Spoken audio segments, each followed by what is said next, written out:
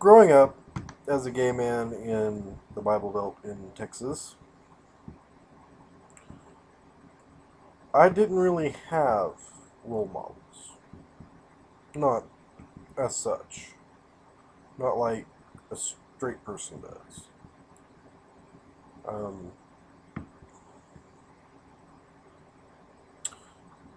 you know,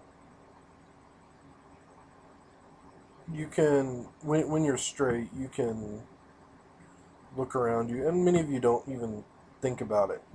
Um, but, you get to look around and see all different kinds of couples that, while different, are in important ways just like you. Um, Everywhere, whether it's on TV or out in life, at church, everywhere. As a gay man, and this applies to lesbians and bisexual people and my understanding is to a lesser extent transgendered as well.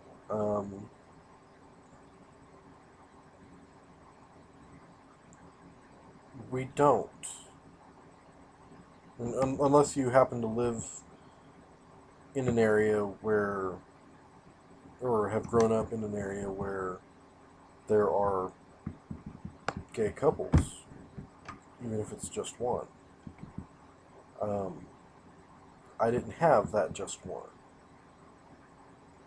I knew of a few. They weren't part of my life. Actually, no. Let me correct that. I knew of one, and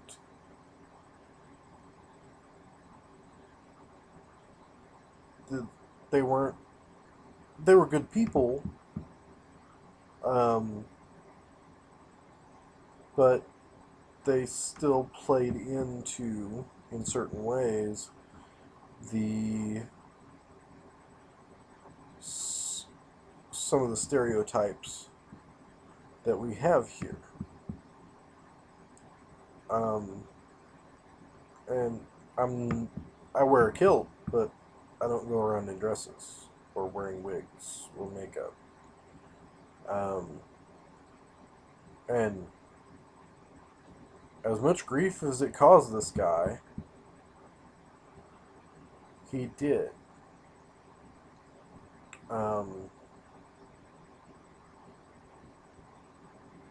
and he and his partner were the only gay couple I ever really knew about, and I didn't really know them that well. They were people my mom knew, but they weren't really part of my life. Um,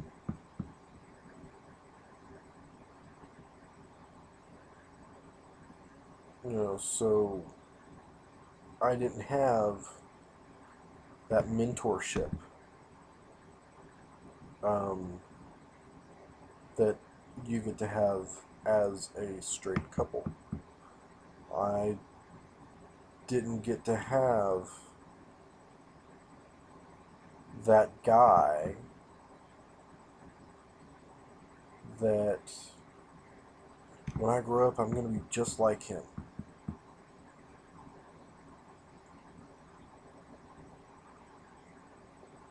For whatever reason.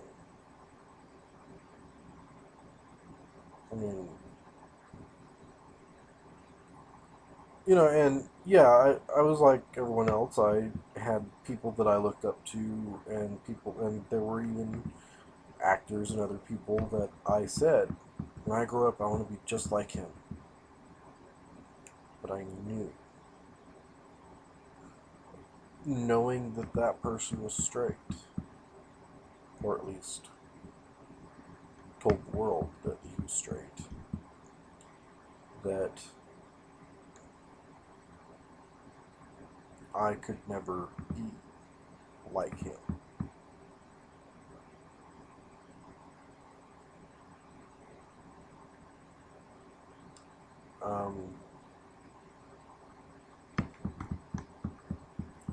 Very recently, I kind of feel like my life has started over. Um,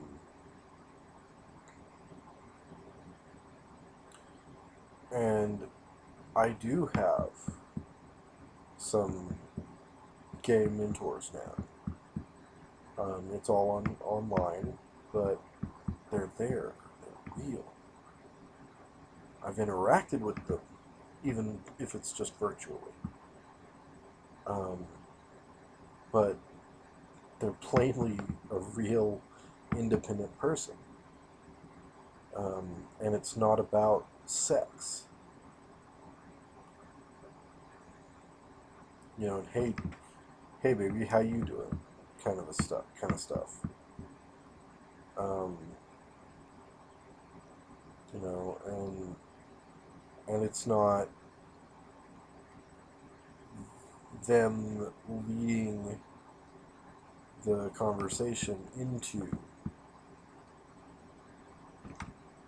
a sexual area and then attacking me over their own bigotry. More on that later. But, you know, growing up, more so for people older than me, but growing up in the 80s and 90s like I did, I didn't have any gay mentors. They were all on the peripheral of my life. You know, and I mean very, very periphery. I mean, I heard about them, um, and that's about it for the most of it. Um, you know,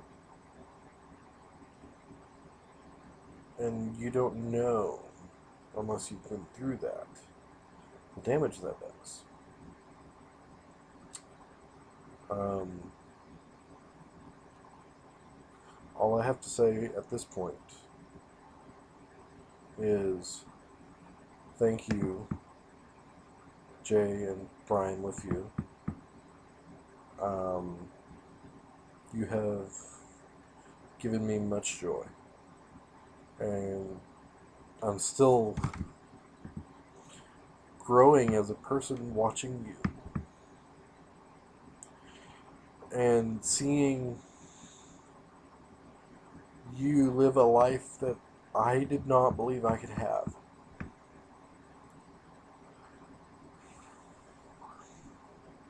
That I had given up on ever having for myself in any way.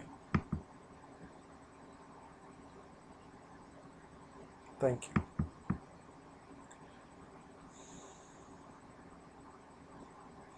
And then there's the hot little porn troll, Jason Mark. Um, he's my first gay pagan. Um,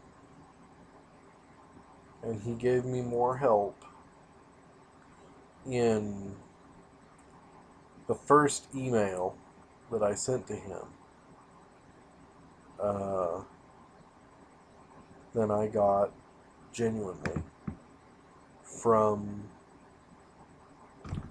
my brother, um, who is going to school, or was, to be a professional advice giver. And he's actually really good at it. But not for me. And that's okay, I guess. we've had that discussion.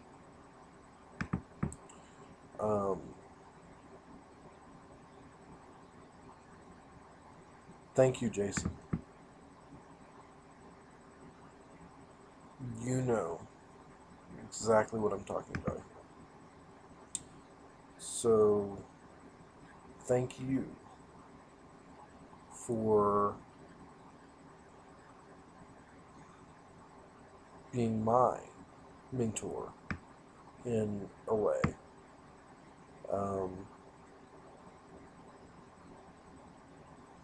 Because you're the asshole I aspire to be in my future life. Um, because being the nice, shy guy that I was has gotten me shit. Um,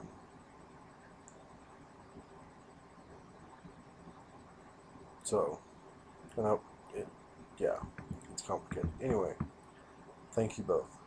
Thank you all. Blessed be.